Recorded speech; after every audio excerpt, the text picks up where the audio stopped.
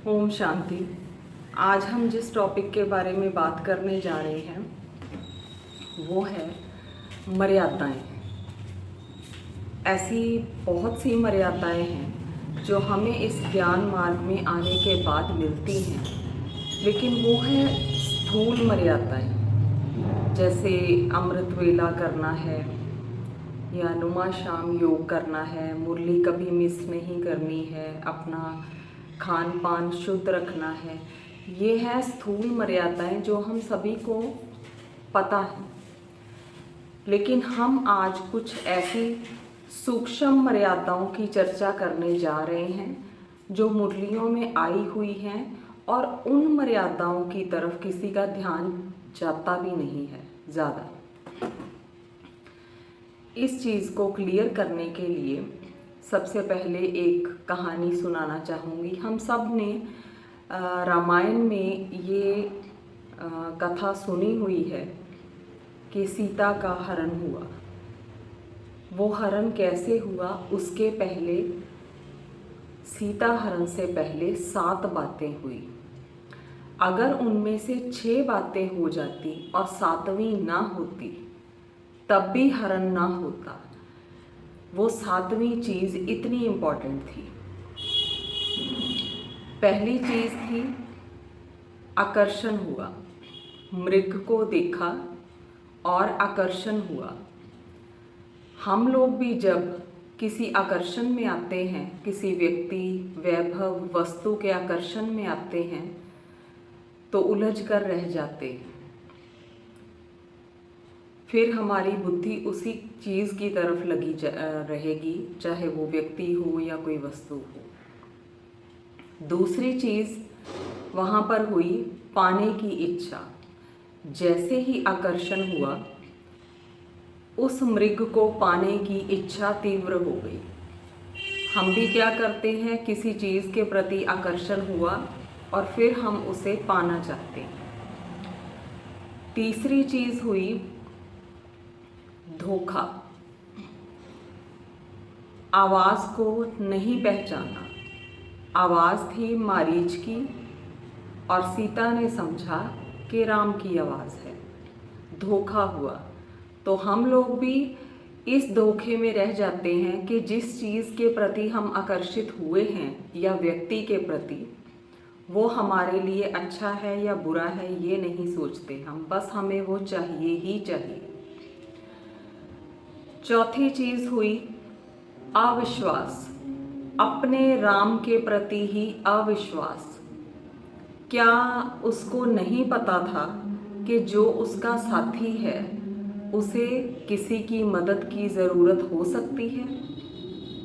लेकिन धोखा हुआ।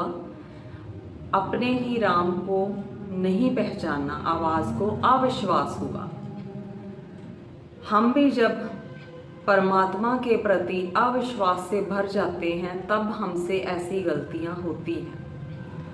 5वीं चीज़ हुई वहाँ पर जिद। जिद पैदा हो गई। जिद की कि मैंने ये चीज़ लेनी ही है। तभी लक्ष्मण पर क्रोध भी किया।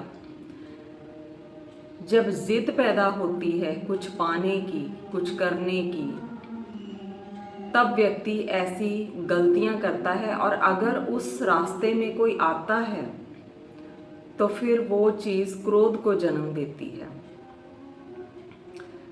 उसके बाद हुआ रावण को ना पहचानना, क्योंकि रावण किस वेश में आया था? साधु के वेश में। और माया भी हमारे सामने किस वेश में आती है? माया कभी भी माया के वेश में हमारे सामने नहीं आती है। किसी ब्राह्मण आत्मा के रूप में भी आ सकती है।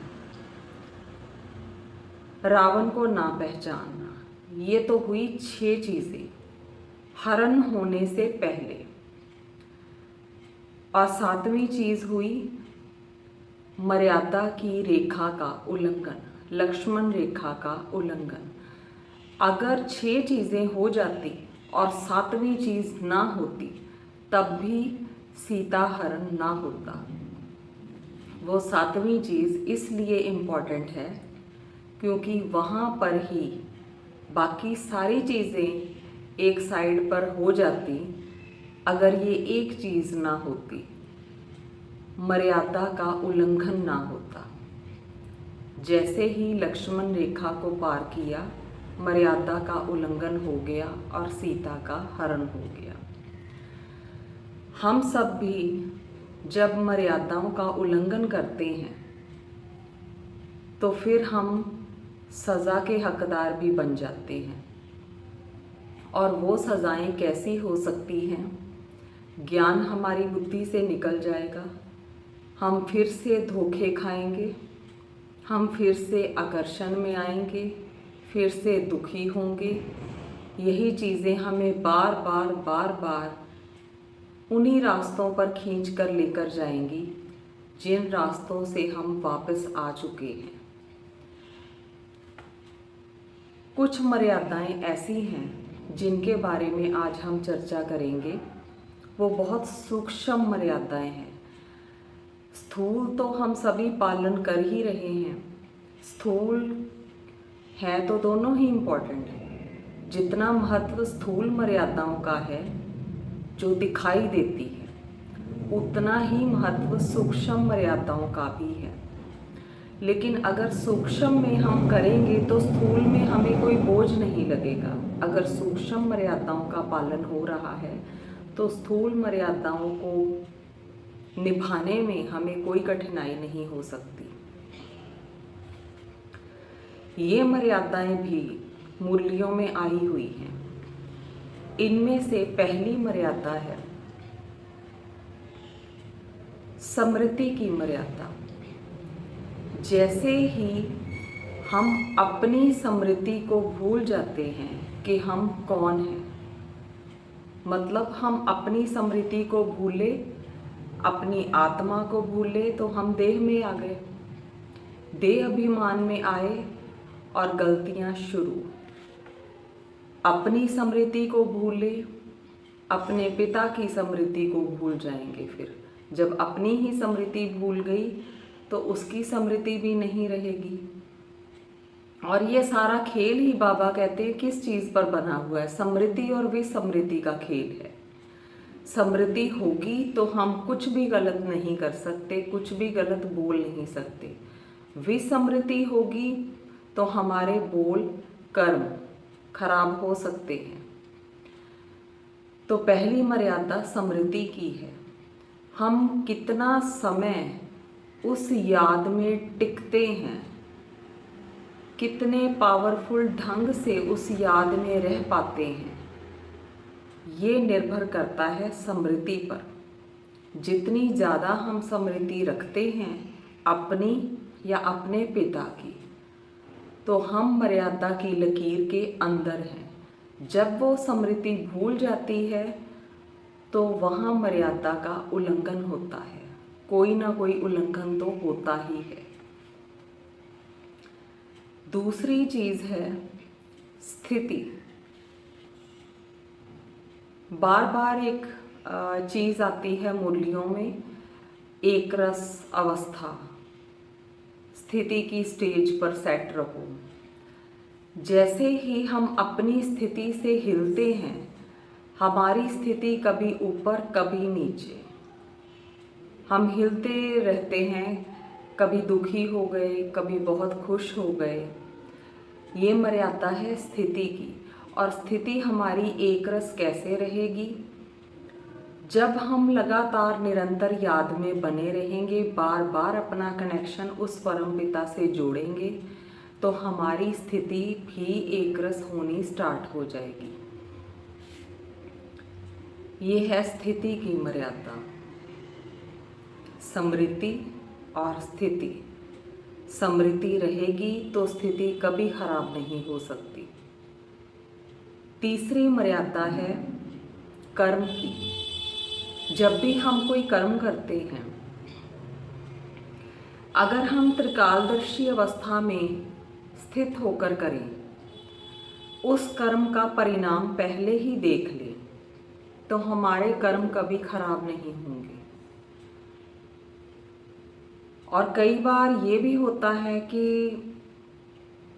हम कोई भी काम शुरू करते हैं तो हमारी स्थिति बहुत अच्छी है, बीच में आकर गड़बड़ हो जाती है, हम ढीले हो जाते हैं और बाद में जाकर फिर सही हो जाते हैं जब एंड होने वाला होता है। तो वो कर्म भी कैसा हो जाता है फिर, जैसे ढीला ढाला किसी ने काम कर दिया। तो जब भी हम कोई कर्म करें उसकी याद में करेंगे, उसको साथ लेकर करेंगे, तो हमारा वो कर्म सफल होगा, एक्यूरेट होगा, परफेक्ट होगा और हम बीच में सोएंगे नहीं। सोना यहाँ पर जागने या सोने वाला सोना नहीं है। जैसे अनकॉन्शियसनेस की अवस्था होती है, हम कर्म करते जाते हैं और बीच बीच में भूल जाते हैं, फिर बाद में आ जाते हैं कर्म में, मतलब ढीले ढाले जैसे हो रहा है कर्म। चौथी चीज है सेवा। सेवा अगर हम बोझ के साथ करते हैं तो ये भी अमर्यादा है।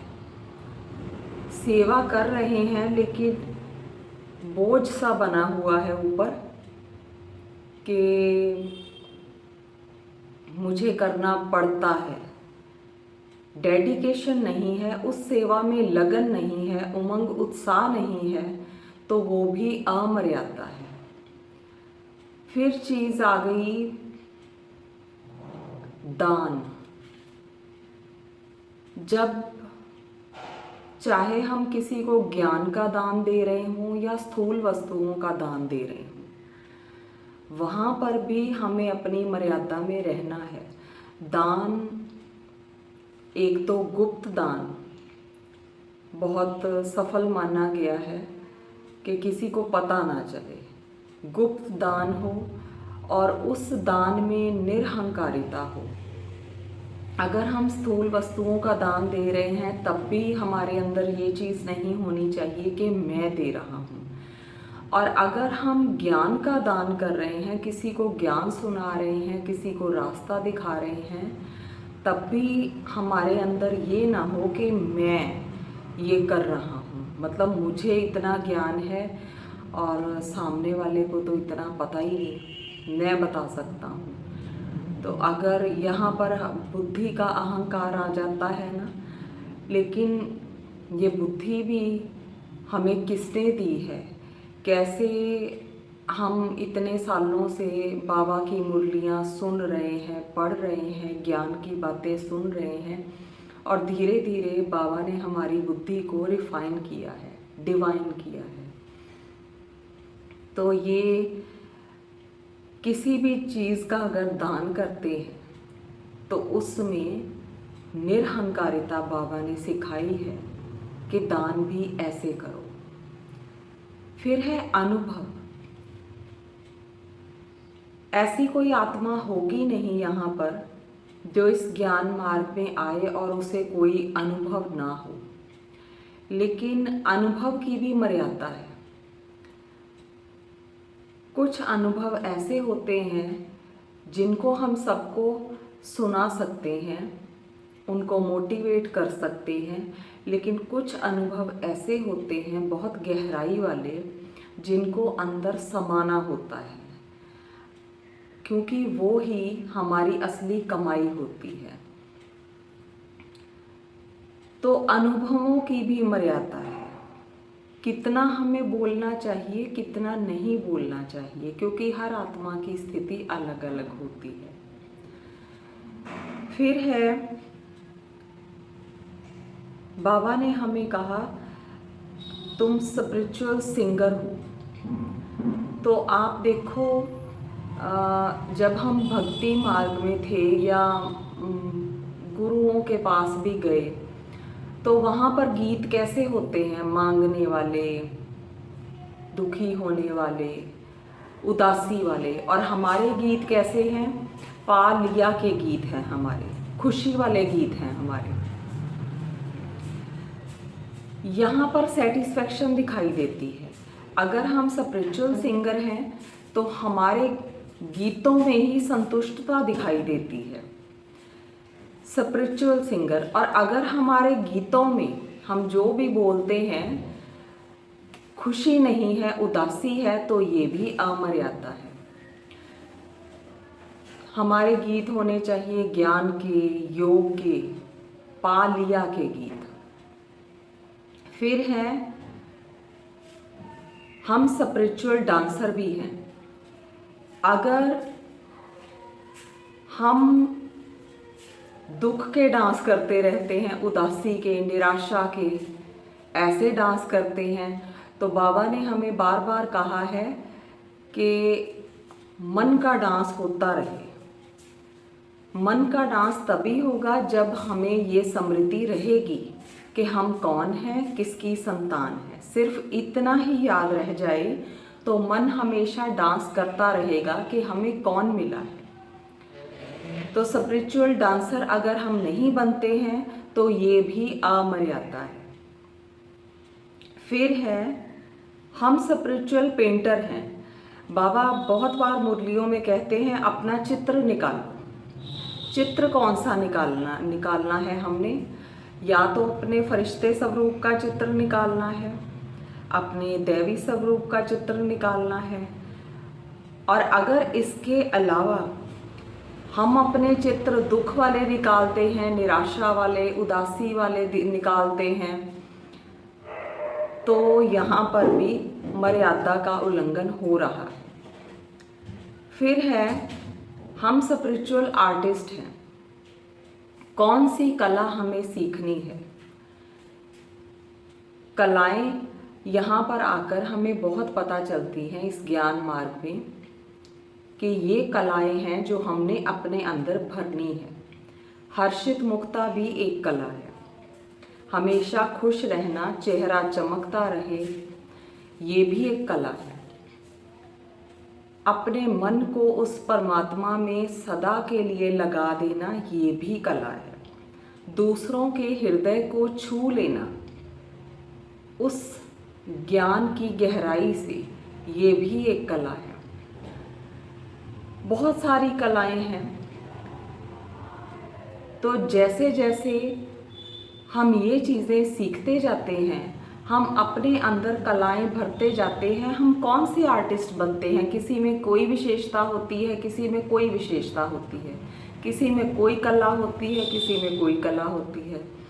तो हम आर्टिस्ट बन रहे हैं या हम दूसरी ही कलाएं सीख रहे हैं? उल्टी कलाएं, झूठ बोलना या अपनी सफाइयाँ देना कि हमसे ऐसा ऐसा हो गया।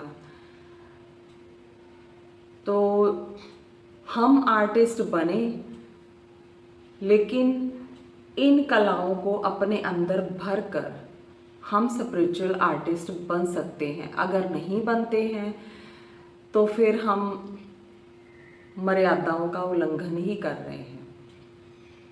उसके बाद है बाबा ने हमें ये भी कहा है तुम स्पिरिचुअल बिजनेसमैन हो।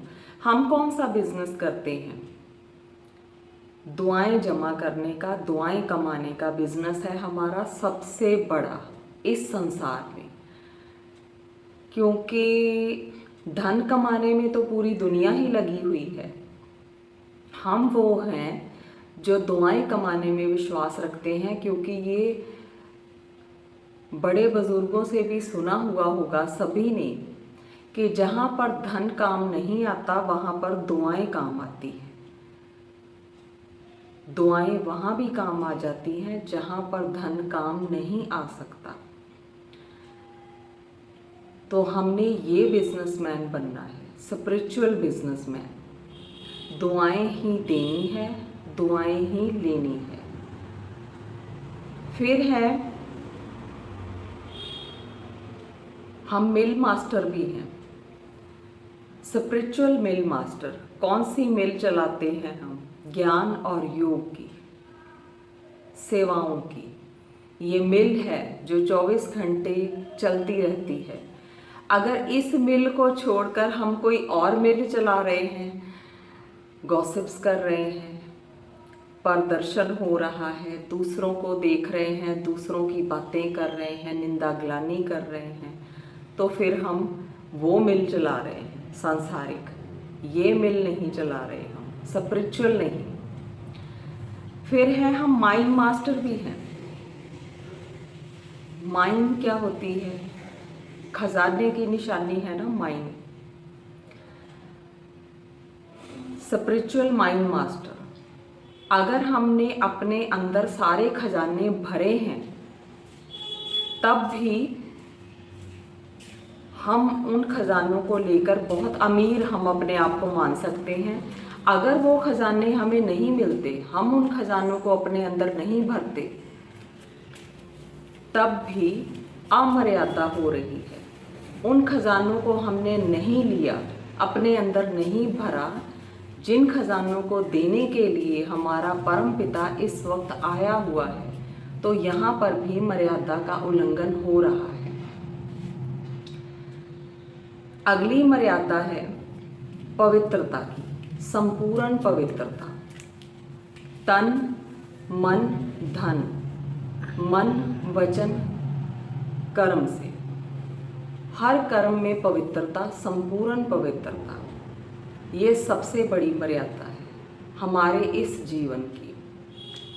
मन में किसी के प्रति कोई बुरा भाव ना आए, ईर्ष्या द्वेष ना आए, नफरत ना आए, ये भी अपवित्रता है। संकल्प में, स्वप्न में भी हम किसी के लिए बुरा ना सोचें, ये भी अपवित्रता है, मर्यादाओं का उल्लंघन है। फिर है शक्तियों की मर्यादा। इस वक्त बहुत सारी शक्तियां हैं जो हम परमात्मा से ले सकते हैं, और अगर वो शक्तियां हम अपने अंदर नहीं भरते तो हम किसी और का भला कर ही नहीं सकते। सबसे पहले हमें वो शक्तियां खुद ग्रहण करनी है, अपने अंदर लेनी है, उसके बाद ही हम किसी को कोई पावर दे सकते हैं। अगर उन शक्तियों को देने वाला आया हुआ है लेकिन हम नहीं ले रहे, हम अपनी कमी कमज़ोरी की वजह से उन शक्तियों को ग्रहण नहीं कर रहे, तो ये भी अमर्यादा है। और लास्ट मर्यादा है परमात्मा प्रेम की मर्यादा। अगर हमारे अंदर परमात्मा के प्रेम के अलावा किसी और का प्रेम भी जगह बनाए हुए है, तो यहाँ पर भी अमर्यादा हो रही है, क्योंकि हमें बाबा ने टाइटल दिया है शिव शक्तियाँ। हम सबको बाबा ने, अपने सारे बच्चों को टाइटल दिया है तुम शिव शक्तियाँ हो।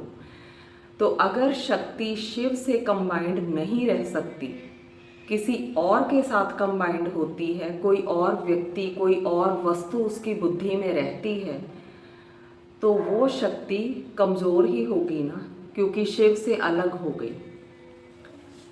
तो ये है परमात्मा प्रेम। अपने अंदर इतना भरना चाहिए